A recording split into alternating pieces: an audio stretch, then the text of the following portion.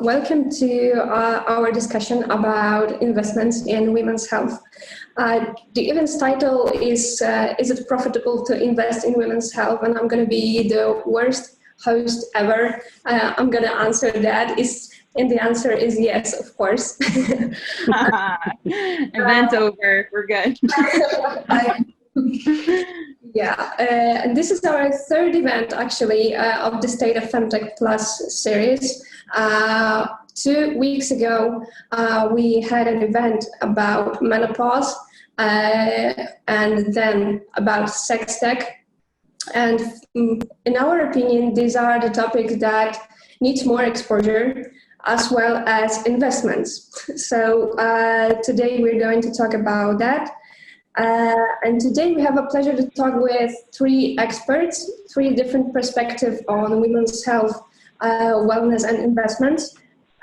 So let me introduce Rachel Braun, managing partner and co-founder of Spark Solutions for Growth and the author of Orgasmic Leadership book, which I recommend highly to everyone.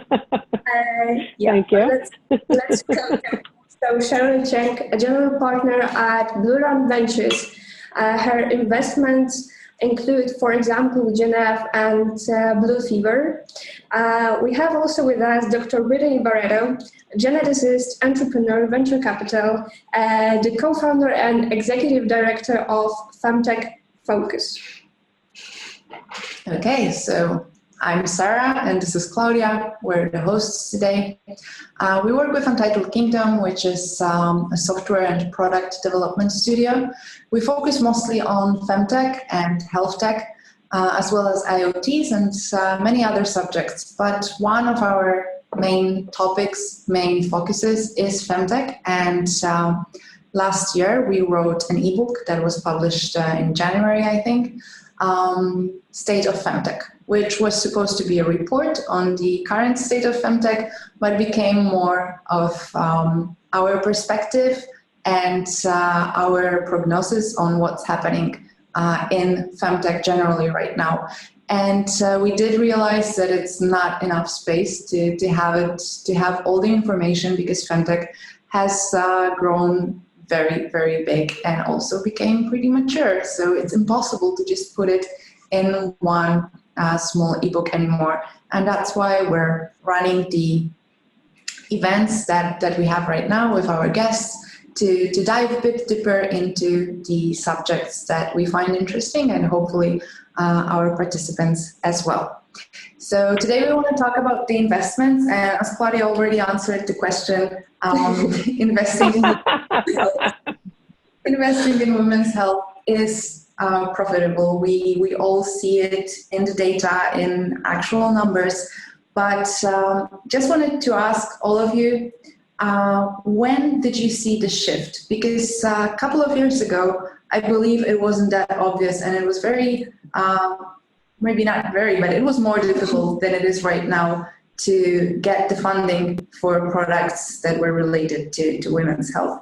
So maybe let's start with Rachel. When did you see it? When did you think that it actually became a thing to invest in women's health? So first of all, thank you for having me. And that is a very short webinar. The answer is yes, it's profitable to invest in femtech. And for me, I would say it was over a dozen years ago, before the name femtech existed, when I saw an opportunity to build a company around a product that increased arousal, desire, and satisfaction for women of all ages and life stages. And at the time when we saw this product and we got excited about it, it seemed like the perfect storm of marketing. You know, 43% of women have sexual concerns and difficulties at some point in their lives. Their physicians weren't talking about it. It wasn't one of those topics you talked about with your partner or your friend or certainly your mother.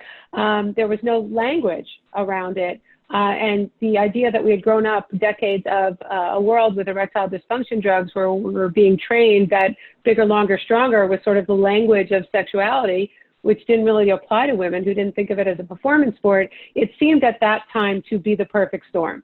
And I will say, with each successive year, what's the beauty of this is more and more people now see that, you know, the folks on the phone, the fact that you did this extensive ebook and had, hundreds of people participating. It is one of these areas where a rising tide raises all boats. There's more people, there's more companies, there's more investment, there's more conversation, there's more interest, and there's more awareness, not only in FemTech, but what we are now hearing called, sort of really the intersection of women's health. It's not just sexual health, it's not just reproductive health, it's not just bone health, it's not just mental health, it's all of those together. So I would say that it has been steadily building for the last over a decade, and I'm thrilled to still be in it at this point where it really seems to have taken hold. Great, thank you so much for that answer. I think it clears that a lot, how it was actually happening, like how it became a big subject, something that used to be either a taboo subject or something that just nobody really cared too much about. Brittany, do you want to add something? Yeah, I think that words are really important, and the fact that the industry got a name 4 years ago is allowing us to get domain names with that word in it, right? And like tag it and, make a conference called FemTech and a podcast called FemTech, right? And so I think words are really important. So the fact that it was labeled was a big shift. I also think that the next generation, I'm a millennial, I'm 29, and, one of the top hit songs right now is WAP, Wet Ass, and I think that when people are in their car talking about this stuff, singing along or rapping along, I think that we're starting to just talk about women's health more and less just about what the man wants or what the man's, priorities are. And so I think that, my generation, we're a lot more open to talking about these things, but yet we still need vocabulary. We still, are bearing the burden of a lot of pain that we just assume is like, well, this is just cramps are just normal. I just have to deal with it. So there's still a lot of evolution that needs to happen. But I think the title FemTech, and then also like this next generation coming up of women saying, hey, this is unacceptable. We're going to talk about it. If you're uncomfortable, you can leave the room because we're going to keep talking about it. Yeah, but I have a slightly controversial question because we have the term FemTech coined a few years ago, and many times below the articles in the section of comments, we see those comments about mentech. So do we actually need FemTech, and why we do need it? Well, women's bodies are significantly different than men's, right? And so, but I also think, so before I started doing venture, I was doing new products at Clorox and Procter & Gamble. And in the consumer packaged goods world, there has been, they didn't call it FemTech, it was just called FemCare, right? Like P&G they own entire aisles of feminine care products. And there's actually a lot of technology that goes into making those products. It's just not digital technology. So those categories existed, but they were always very like almost physically limited to like an aisle. And the conversation really never went into the digital world. And then for years when I was on the venture side, we never really talked about it as a partnership or any of those things.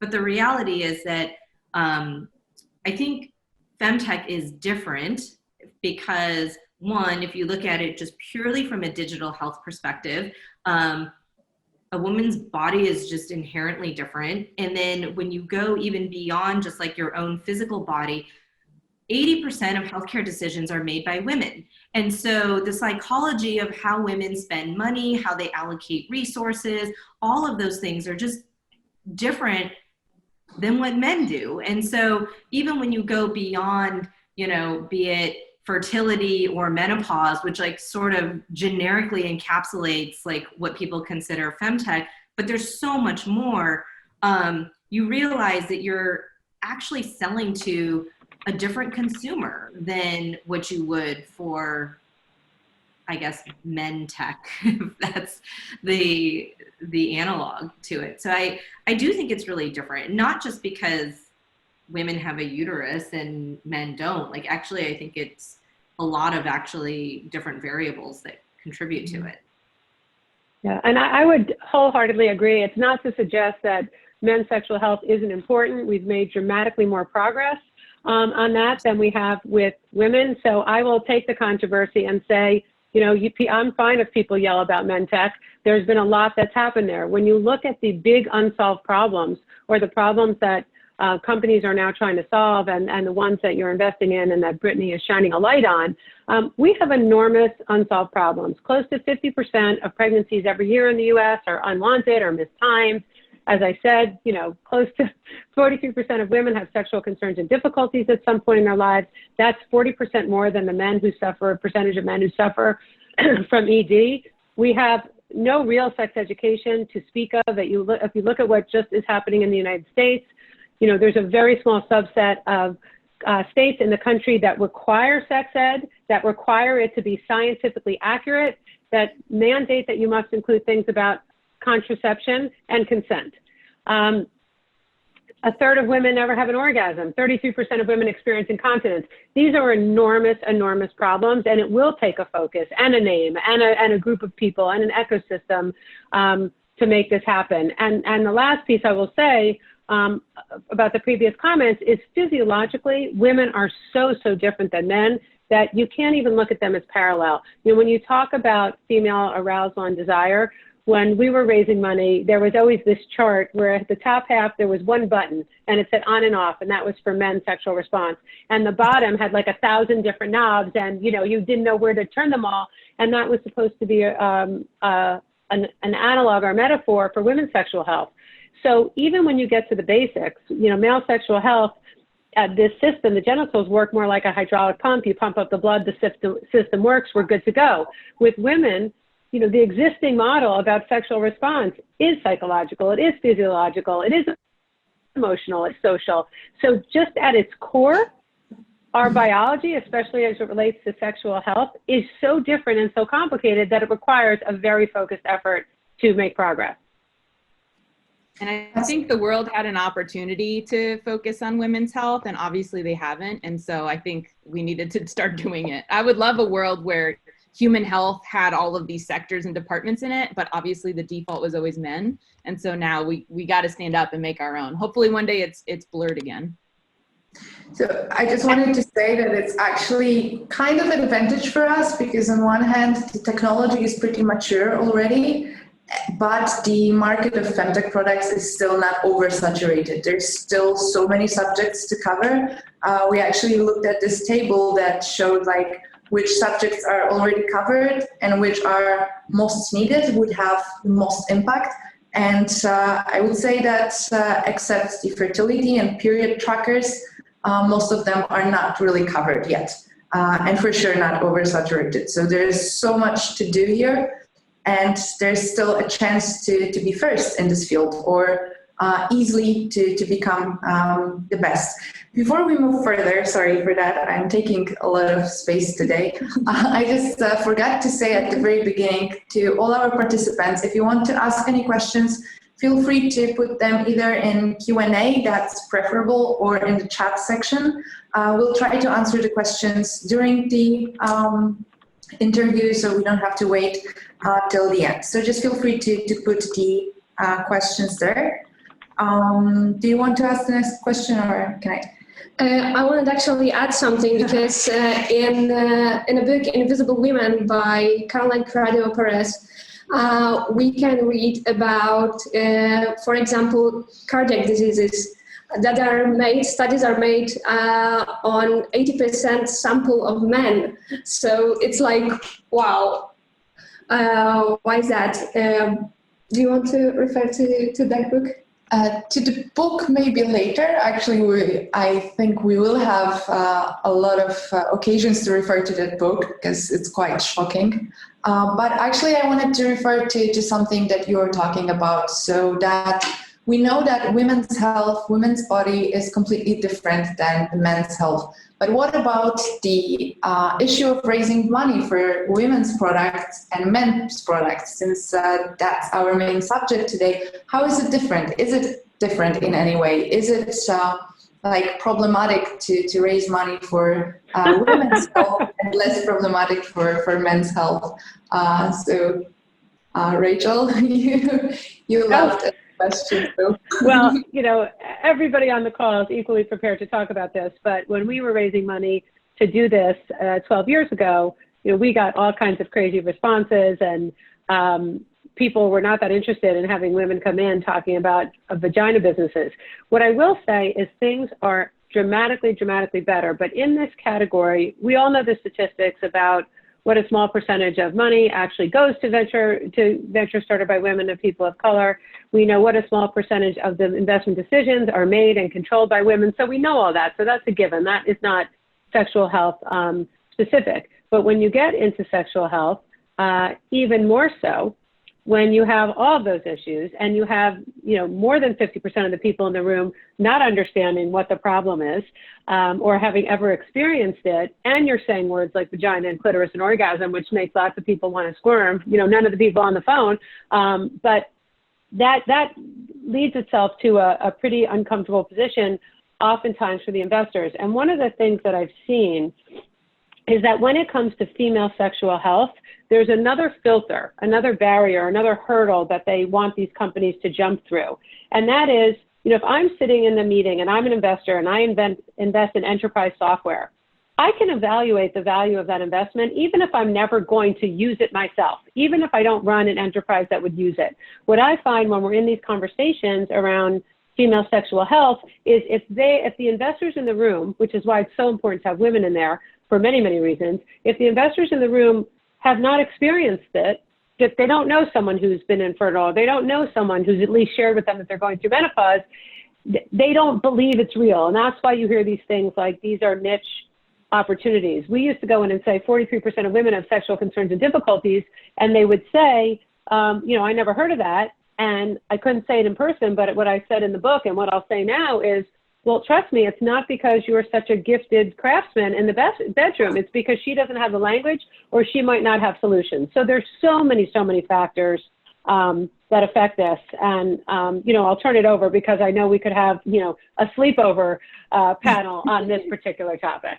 That would be pretty awesome, actually. I just wanted to ask, because regarding raising money, there's very often this advice to use a lot of data. When you're going for funding, you need to find data, you need to prove it with numbers. But as according to Invisible Women, again, there is still lacking a lot of data, especially medical data that is specifically about women. So what advice would you give to women about gathering data for their products to present to investors if the data is still gathered mostly for men? Well, I think that is tough to, I agree you need data, but at the same time, Airbnb didn't have data, Uber didn't have data, right? And so there's this sense of I don't believe that women's health is big enough, and so you're going to need to show me numbers to really convince me. Whereas if you're talking about a topic that the investors are oh yeah, that sounds like that's the future of micromobility, or they don't even need numbers. And so I think that requiring FemTech founders to have numbers is just a way for investors to not say, yes, I want a clitoris product in my portfolio, personally. I love that. I think we should get t-shirts. I think it's a good place to recommend the article that was published a while ago in The Wired, that investors should become a bit more aware of the word vagina. It's a pretty good article showing some of the aspects of trying to get the investments for women's products, for products that do require to use those words as vagina or clitoris or vulva that are still not really understood by a lot of men, which is difficult. Well, some statistics around that is that 94% of capital is controlled by men. So we're looking at 6% of people that control capital actually having a uterus and knowing what we're referring to, right? With those 6%, we don't need 5 slides describing what menstruation pains feel like, right? But if you had more women in the room, you could have 1 slide, that says, cramps suck, and you can move on. And also what I found really astonishing is that 80% of healthcare venture capitalists have never invested in a women's health device. And so to me, that is really astonishing, because it's like, these are people in the healthcare investment, and yet there's this clear gender bias, right? Like, so it's not just like you're trying to convince a non-healthcare investor to care about healthcare and to care about a uterus or breasts or women, right? It's like even the healthcare investors are having a struggling to be convinced of putting money into this.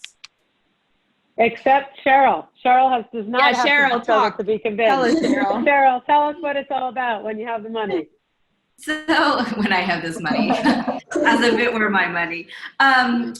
So I will say that maybe a little bit of context. So, I've been at BlueRun for about 10 years, but I've only been on the investing side for 4. And 10 years ago when I joined, I saw 0 FemTech, FemCare companies come through. Now, it could be for a variety of reasons, right? It could have been the market was not as developed 10 years ago as it is today. Definitely a possibility. It could be that all of the investing partners were men in their 50s, and women just wouldn't even think to go pitch them because they had bad experiences pitching men so many times. Like, why continue to do that? Brain damage. And it could be 3 that my partners never actually went and sought to go look for investments like this, right? But when I moved over to the investing side, I started seeing a lot more female founders. I think that representation does make a huge difference. Mm-hmm.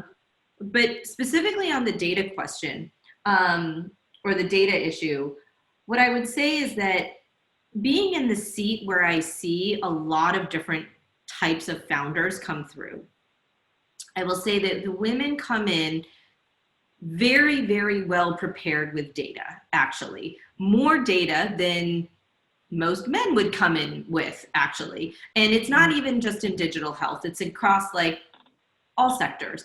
But interestingly, women on average ask for less money than men do. And, I had a deal that I looked at where I said, you know what, I really like you. I really like what you're working on. But you're asking for too little money. And as a result, I'm not interested in your business, because I think that with the amount of money that you're going to raise, you're going to end up in no man's land. You're going to be, halfway through your go-to-market strategy. You're not going to be able to show that you could get to the next business milestone. And as an early stage investor, I'm not going to be able to float this business forever, right? At some point you need to go raise a Series B and a Series C. And if you're always half a round off because you didn't quite get to that next milestone, then I'm going to get into this boat and we're going to both paddle really hard, but we didn't have big enough oars. So what are we going to do? So in her case, I said, I will not do this deal, but I'm going to give you a different deal frame. I want you to raise twice the amount of money that you came in asking for. It is going to change your valuation and your deal frame and all those things, but let's go swing for the fences. And I think a lot of female founders, especially in this category, don't get an opportunity to have that conversation, right? They do not. And they kind of get the pass and they say, oh, I don't know, it doesn't seem that big. And the reality is the operating plan that was presented was hamstrung by the fact that they were only going to go out and raise $1 million or $2 million. And what they really needed was $4 million or $5 million. Whereas some male entrepreneurs or people raising money in the more generic digital health or men tech stuff, they're very bold. They just come right out and they say, you know what, we need $4 million, $10 million. And somehow they get it. Right. And so, one of the things that I think it's a combination of what Brittany was saying, plus I think sometimes female founders think, let's take the baby steps early. And the reality is I don't think you can always afford to do that. You have to go in very bold. Yeah. I love that, Cheryl. I actually my 3 takeaways for how do we get more investment in femtech? 1 is to get more female general partners of funds, right? Number 2 is awareness of exits. I currently have a list of 35 exits, of which 4 are over $1 billion in femtech. And we never talk about that.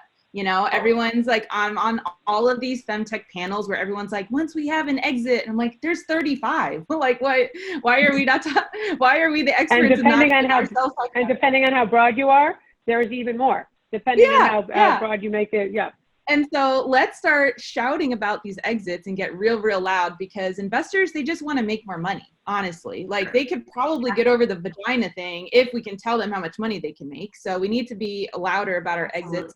And third, we need to train the founders. Cheryl, I'm right there with you. And so that's why FemTech Focus in 2021 is launching a virtual accelerator. And a big portion of that is getting them fundraising ready. That is like my bread and butter. Like, how do you pitch? It's a theatrical thing, you know, and you need to know the right numbers. You need to know the right messages. And if we can get FemTech founders on stages and pitch competitions and in boardrooms pitching like beasts, right? And if we have these articles coming out saying like, look at all these exits and these multiples that get returned, I think we're going to see the needle move. I think that's really important what both of you have said, and it is about the story. So when it comes to having the data, there happens to be now a tremendous amount of data.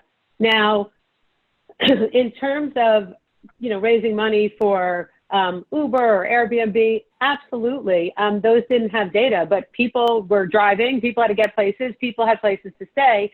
But there is data. And what I say to women founders is, when you go in, know your numbers backwards and forwards, upside down and inside and backwards. Know what your strategy for growth is. Know who your customers are and what the lifetime value. You have to be an expert in the numbers. But to, you know, Alice's expression, swing for the fences, because these are huge money-making opportunities. And it's all about the story. I say to people all the time, you know, they'll say, well, what happens if I go into a room where they don't care about female health? I said, who cares?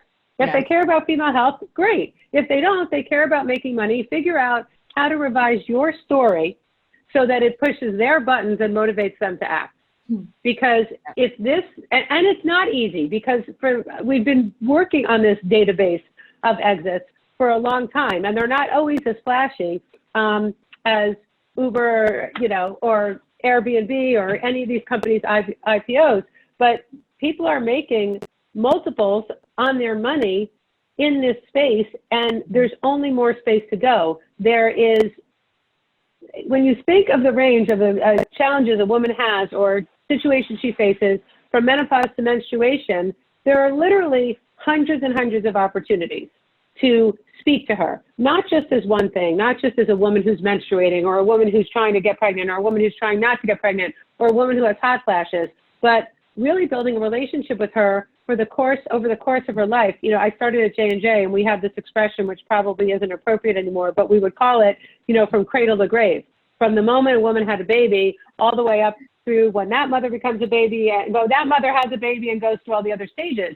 But if you look at the range of challenges to solve, they're enormous. The issue is not making money. There's tons of money to be made. And I love to quote Cindy Gallup, who always says, there's a shit ton of money to be made by taking women seriously. And female health and femtech and sex tech and women's health and whatever umbrella you put over it, there's a shit ton of money to be made in these spaces. I think it sounds better with her British accent. We had Faz Bashi from Portfolio on the FemTech Focus podcast, and the title of his episode was FOMO, right? Fear of missing out. That's what you got to incite in the other investors. Yeah, I think it's pretty common for women to just be afraid to ask for more money, with the imposter syndrome so popular among women, and always thinking that maybe I don't deserve it, maybe I shouldn't get it. So it's always like bit more secure to ask for less, even if it's worth so much more. And I guess guys are raised to just go out there and shout out what they want. But actually, we have a question related to what you were saying, Brittany. So can you give examples of those exits? Sure thing. Yeah. So the $4 billion exits that I know of are Progeny, which IPO'd, Sprout Pharmaceuticals, which is like a female Viagra pill. We have Conceptus, which is a sterilization technology, and Cytic, which is a pap smear technology. That one sold for $6 billion. Wow. And then we have a whole bunch of other ones from Rachel's Sempre Laboratories. We have EvoFem. We even have, yesterday I did a podcast interview with another IPO'd FemTech company. And I was like, who are you? I didn't even know you existed. Dare Biosciences. They're killing it with FemTech. I spoke to her yesterday too. They're totally killing it. Yeah. So I was like, y'all, they're everywhere. So I would be happy. I have a list with like how much they sold for and to who. I'd be happy to send it to the participants of this. That will be great. We'll be sending emails to all the participants after, not right after the event, but once we're done with like collecting it all. So it would be great if you could share it with all of us. There are also a couple of questions in the Q&A section, so I guess we can make a stop and I will just read the questions. So the first one is, when it comes to gender, a big issue with FemTech is the fact it can be exclusive for non-binary and trans people and their health concerns which don't fit into this male-female binary. How do you think these technology solutions can be more inclusive, particularly as uterus owners could benefit from some of these things? Hell yes. So when you said earlier there was a controversy of men-tech versus femtech, I was like, the real controversy is fem, not women and female health. So I think I have a lot of opinions, so I'm actually going to put a pin in it and let the other two women talk because I could talk a lot about this. I'll fill in the blanks. Go ahead, Rachel. I think it's critically important that, we walk the talk, that if we're about providing solutions, that we talk about them more broadly and that we reflect the range of choices and preferences and genders and interest areas and paths to curiosity. And so what I've heard so I do think there are some issues with it, but to the first point of it has a name, that does help us. It doesn't include everybody, so there are clearly some drawbacks. But lots of people who are working in this space, I've heard revise their language to say people who have a vagina or people who have a uterus, which describes the anatomy as opposed to what their sexual preference is or what their choice is. And there are lots of companies, and I'm happy to share a list of those also, that really focus. There's one, for instance, called the Skirt Club that I was talking to, where their focus is on bi-curious and bisexual women. And that's part of what their definition is. There are a number of other companies who look at things the same way. I spoke to this amazing guy named Buck Angel, who was born as a woman, lives as a man, didn't have the surgery, and his nickname is Tranpa because he's been a spokesperson for the transsexual community for so long, and he's out there giving speeches, selling products, very, very aware of the range of choices that people can have. He's a person who defines himself as a man who has a vagina who's married to a woman. So there are these conversations happening, and I don't think we should throw the baby out with the bathwater and say femtech is all bad, but it should probably, to Brittany's point, always have an asterisk or more descriptions about how it might be applicable to people who are making different choices, discovering different options, interested in different kinds of activities. I really loved it when I seen, sorry, just quick add-on.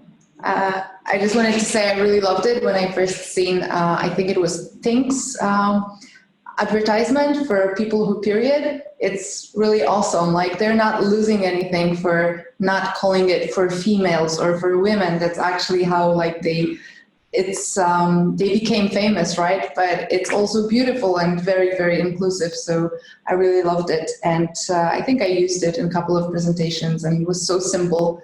And yeah, at no cost, you can include some other people. But go on, Cheryl. Sorry, I interrupted you.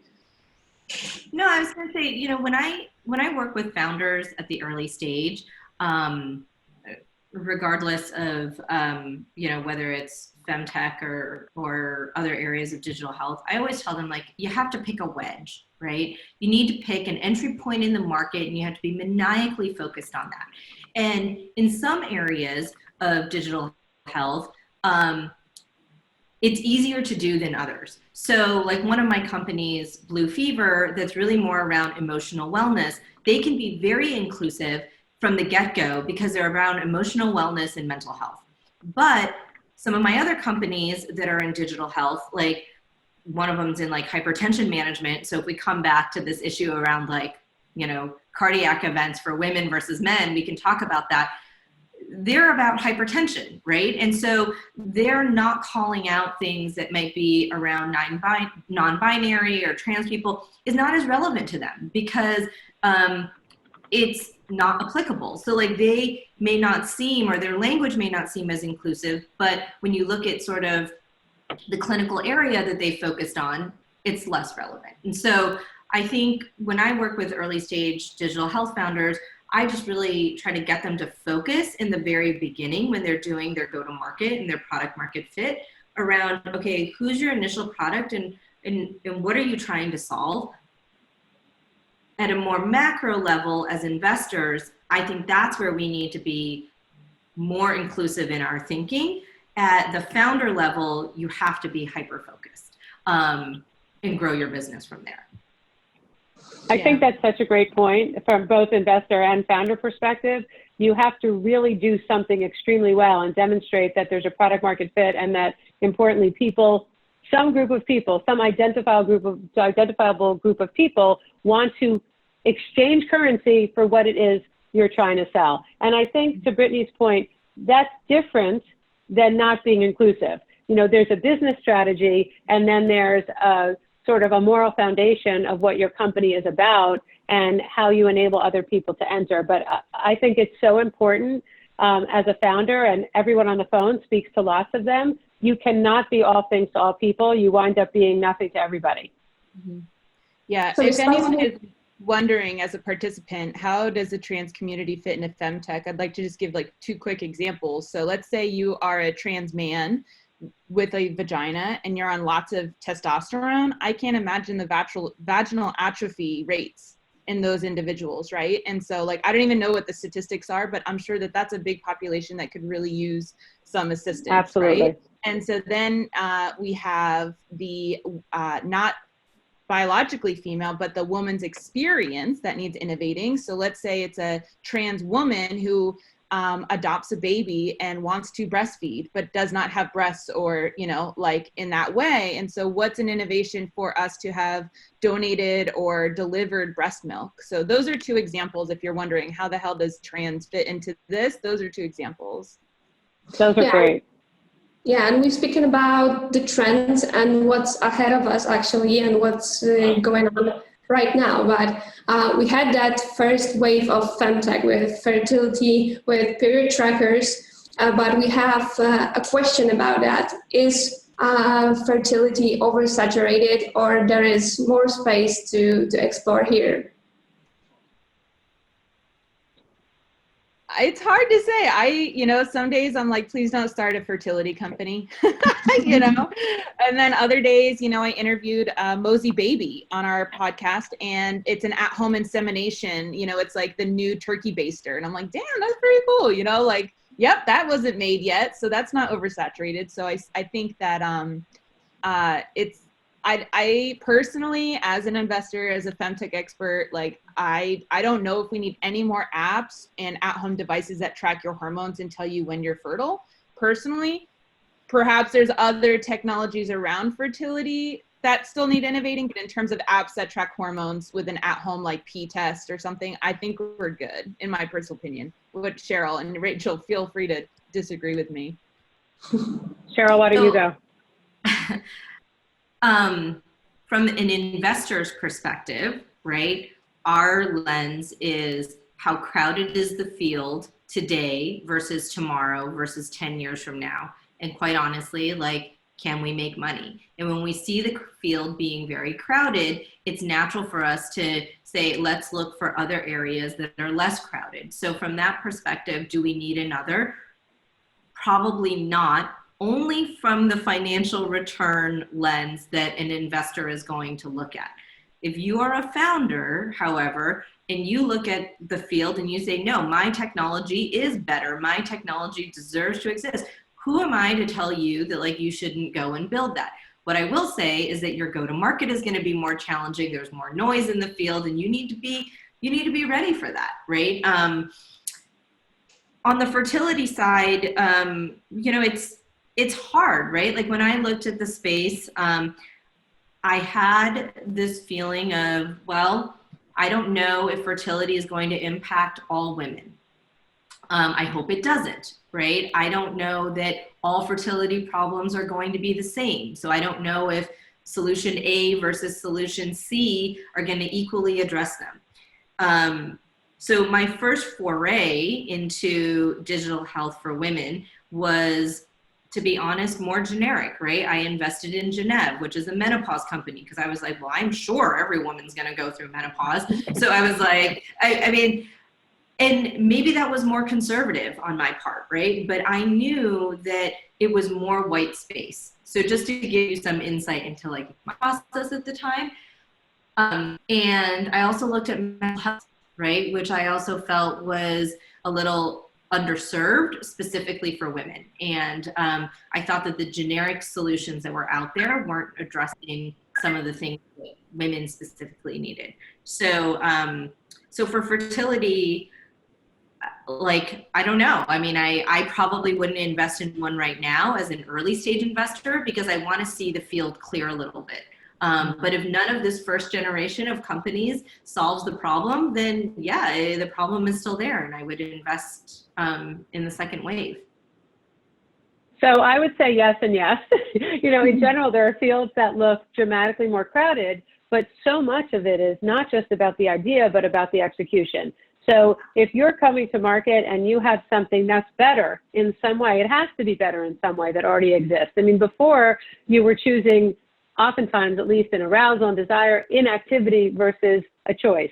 Now, if you come out with an app, you're asking someone most likely to switch from an app they're already using to your app to measure and monitor. But I would say if you have a solution that is better, I mean, it's faster, it's more effective, it's easier to use. If something about the entire experience is different and measurably meaningful, not just different for different sake, but actually changes the experience, then I say go for it. That being said, yeah, I think there's a lot happening in fertility. There's a lot happening in menopause trackers. There's a lot happening in direct-to-delivery, high quality, 100% cotton, menstrual products. There's a lot happening in menstrual cups, but every time I see a new product, they do seem to have a twist and a turn. And going back to what Cheryl and Brittany have said is, it really is so much about what is the story you're telling about this product and how are you better positioned to help people like Cheryl make more money.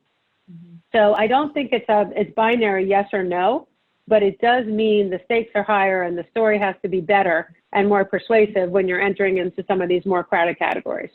Yeah, so if you're a founder, you can either, say like your technology is dramatically improved, like Rachel said. I think another strategy is saying that you're targeting a different subset of people that people haven't targeted before. So low income households, Black women, brown women, women in, India, or right. So it's like, maybe your technology isn't that much better than what's out there, but it's because you're targeting a subset of women that have been forgotten or not targeted in the past.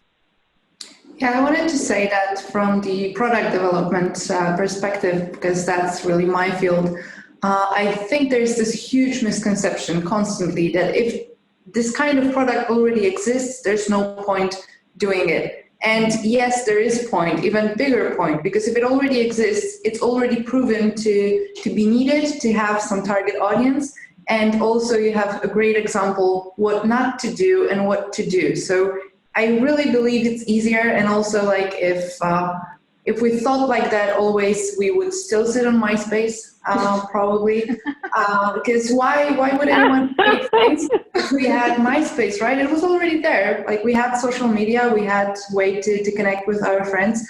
But yeah, someone just took it and created something that was better responding to actual people's need, but they wouldn't be able to do it if there wasn't something already like that in the market. And another misconception that refers to what you just said, Brittany, is that a product is worth creating only if it's for a huge group of people. So a lot of misconception that, okay, so if it's just for women, and it's not 50% of society because it's just for some groups of women, there's no point because it's like it's not for everyone. But then again, if we look even at like any clothes store, if they have a very clear brand persona, it's a lot easier for them to sell their products because we know how to identify this product. We know how to identify the brand.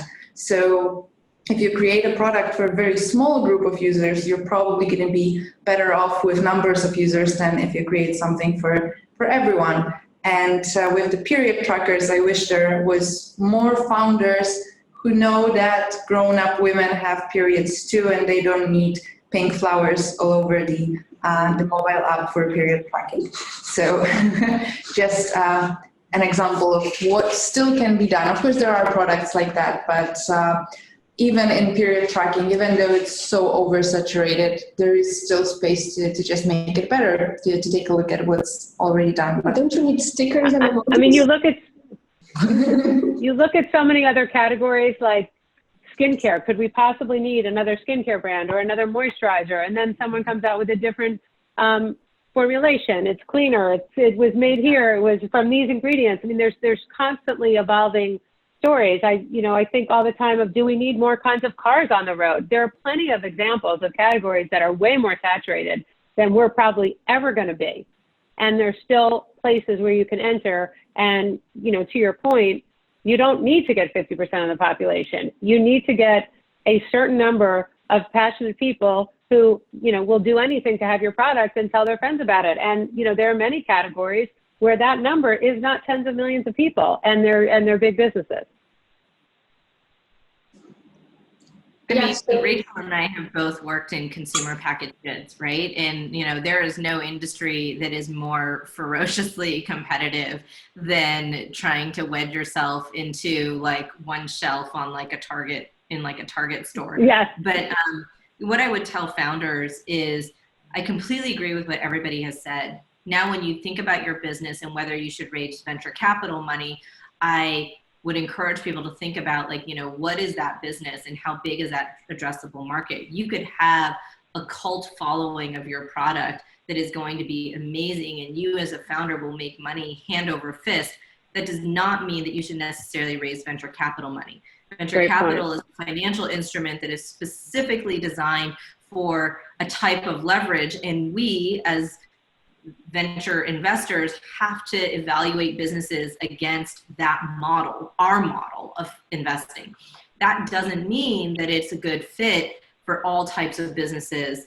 And you may originally start off with saying, I've got this group of users who are fanatical about my product, but I don't know how big that market is going to be, in which case you shouldn't go out and raise venture capital money yet. You should really go deep with your user and get them to love you, evangelize you, and why give up 20-25% of your company? It doesn't really make sense. But I think, especially in Silicon Valley, where I am, everyone just thinks everything has to be options.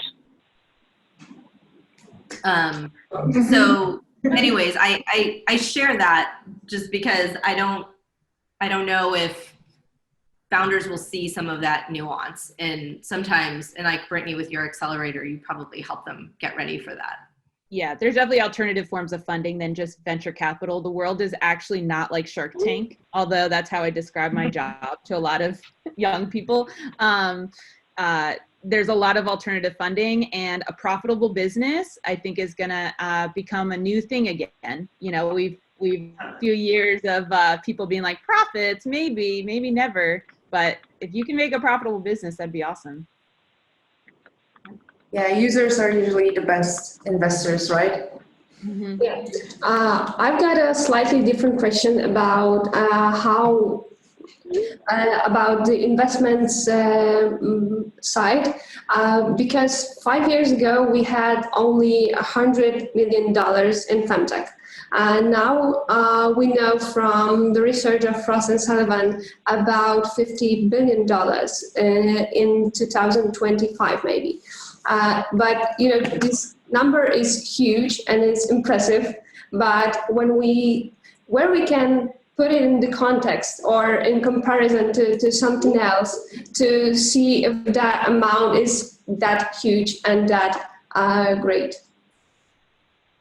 I don't think that that's a big number, actually. I think that that is super small, 50 billion. Considering that the statistic for fertility market in 2026 is going to be 41 billion itself.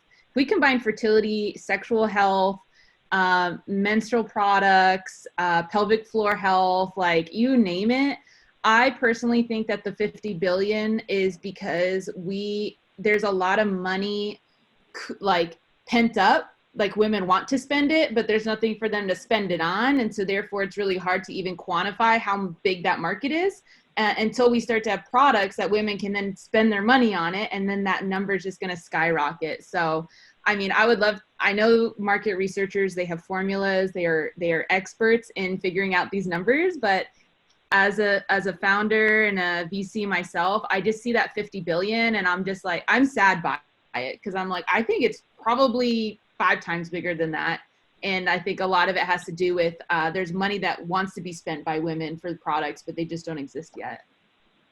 And I also think it's definitional. I mean, Frost & Sullivan came out with that study. It's one that everybody in the industry throws around, but it defines a very specific piece. It doesn't include all the categories that I think we would define as part of women's health. You know, if there isn't a technology aspect, but it's a delivery of care, is it, you know, how do you include it? So I think that number dramatically understates it. I think most of the people in the space know that, and it's one of definition, what is included and what is excluded. Because again, as you said, fertility, even if you just did sanitary protection with the, you know, big box manufacturers and then all the direct subscription businesses, those are much bigger numbers. I think it's one of definition.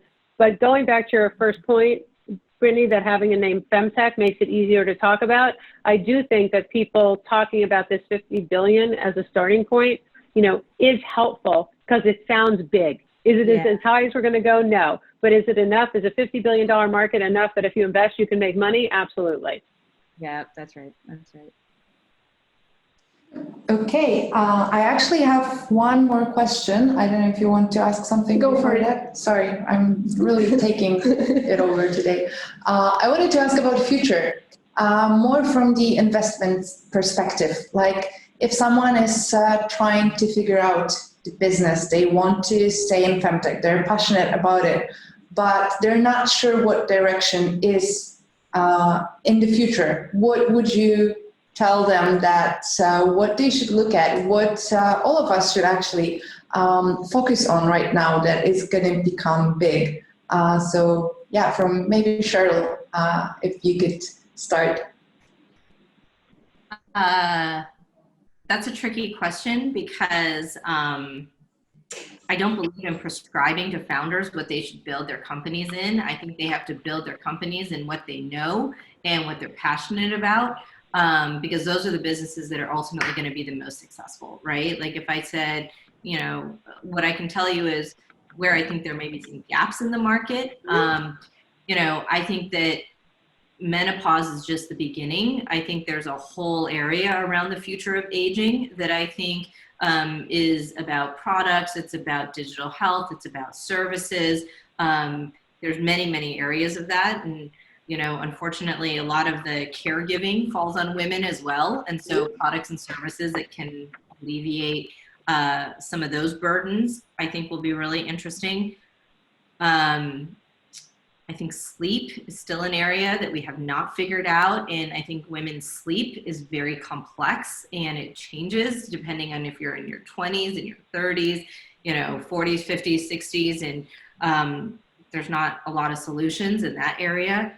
And even much more clinical things, right? Like, you know, to your point around like heart health and diabetes, like, you know, there's very specific research that needs to be done, even at the medical level that hasn't been done, which then will then trickle into digital health opportunities.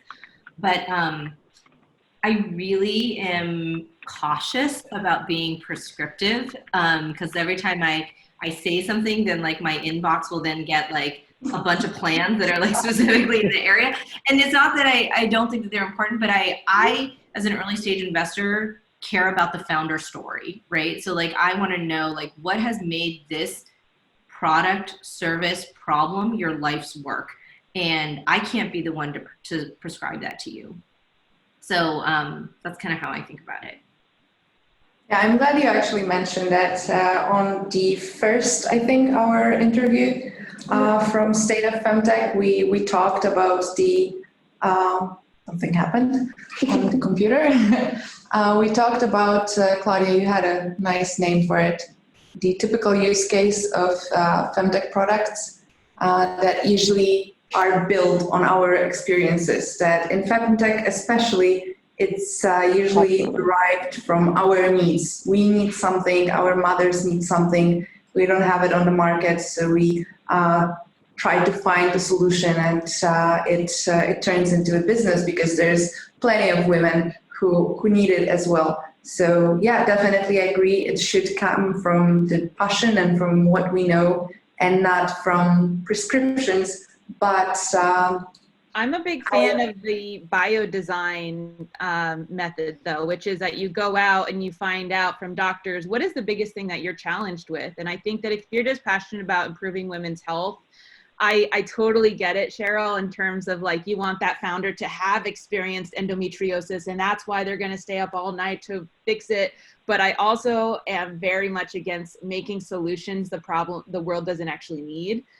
Just based on your experience. And so the biodesign, strategies essentially go out and interview doctors, go out and interview like these patients or centers and figure out what is the biggest problem and then make a solution for that. But I don't want to plug my biodesign folks out there. For me, in terms of what I vote for, in terms of like, first of all, if you want a weekly, what should you be innovating? This is actually one of the last questions we ask on every episode of the podcast is, what still needs innovating in women's health and wellness? Here's what I think. Menopause, definitely. I think there's delivery room revolution.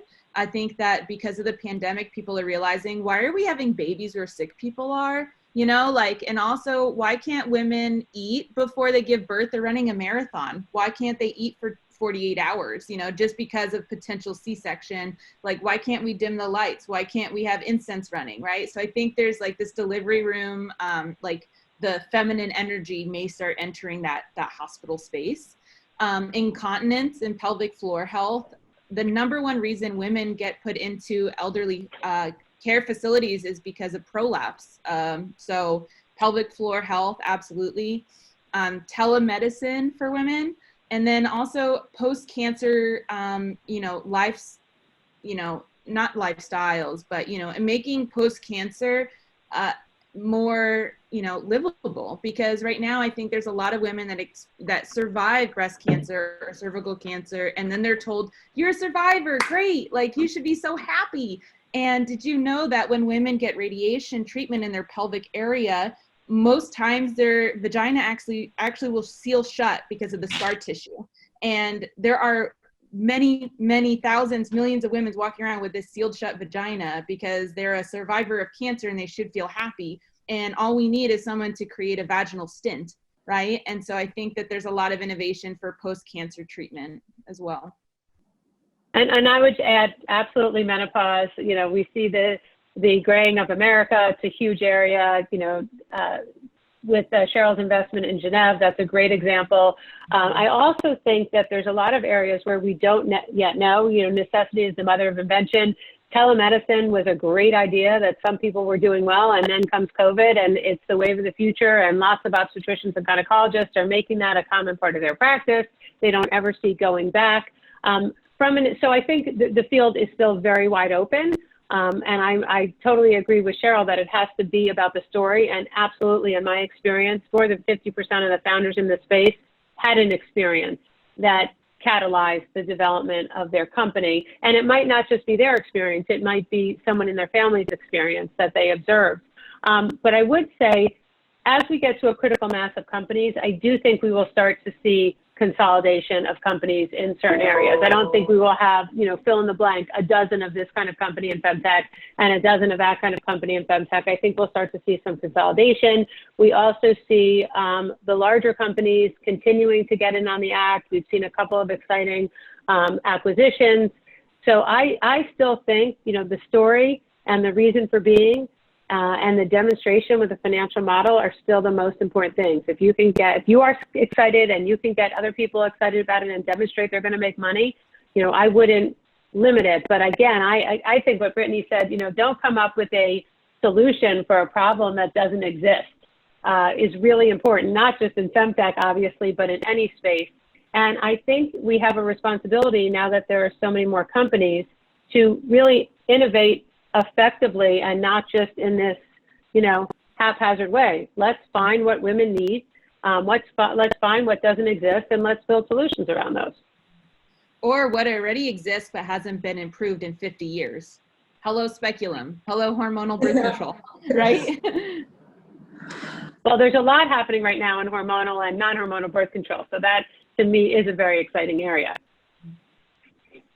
I mean, there was a company that the founder, who I don't know if you guys have ever met Efrat from Easy Bra, but she's a breast cancer survivor, and like the first time she had breast cancer, she was also going through a divorce. She was very open about this, and she found like she couldn't change her own bandages, right? And so she created like wound care, which I know like flies like right in the middle of what J&J used to do, but like they never made a self put on like compression bandage for people who had breast surgery that you could have the drains fit and everything, and she had to do all this by herself. And the whole experience of going through cancer was so awful, and both the breast surgery and then the reconstruction surgery, like all of it was terrible, and she had no solutions. And so now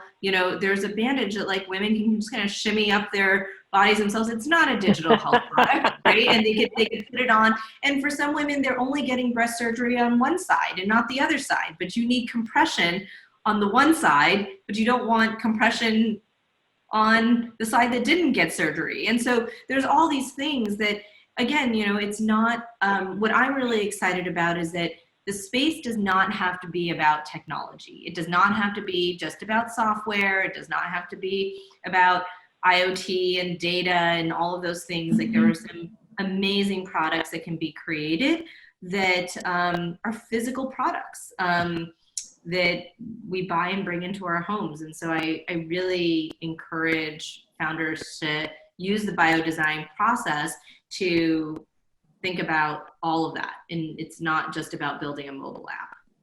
Yeah, I think that's one of the most common sentences in our office, that technology is just a tool. You don't always need it, and definitely you don't need the most complicated solutions, the AI stuff, the machine learning. Those are cool words and cool toys for a lot of people, but usually you just don't need it, and overcomplicating things when you can just have a physical thing that is easy to build, easy to test, and maybe then go digital, but not necessarily from the very beginning. It's just better to start there, start small, start with what's actually solving a problem and not what you want to end up with. Okay. I think we're after time, but just to sum up our main question, is it profitable to invest in women's health? So the answer is of course yes. And after today's discussion, we know actually with who to speak to, how to pitch, and my favorite tip from today, just ask for more money. It's great. So we know also about the trends and where to invest to and where we should have our ideas. I just wanted to apologize to all the questions that were not answered. We'll try to answer them in the emails, consulting with our panelists. So don't worry, we'll try to cover everything that was asked. Unfortunately, we only had an hour, which as was said before, we could probably talk all night about it. Yes, so thank you, Brittany, thank you, Cheryl, and thank you, Rachel, for joining us today and sharing your thoughts, experiences, and insights. And we actually wanted to invite all of you to join us next Thursday. We'll be speaking about digital health, shaping digital health with Deborah, Bas, Renita, Des and Mary beer. So join us, and yeah. And read our ebook. We will share it with you. Yeah. Hopefully there will be some interesting insights both about investments and the fields in femtech that are currently hot topics. Okay, Yeah. I guess this is all. Thank you all so much. Thank you to all our participants and panelists. You were really great, and I love all the insights. So Yeah, see you soon. see you soon, hopefully. Thank you. Bye-bye. Bye-bye. Bye. Bye. Have a great day.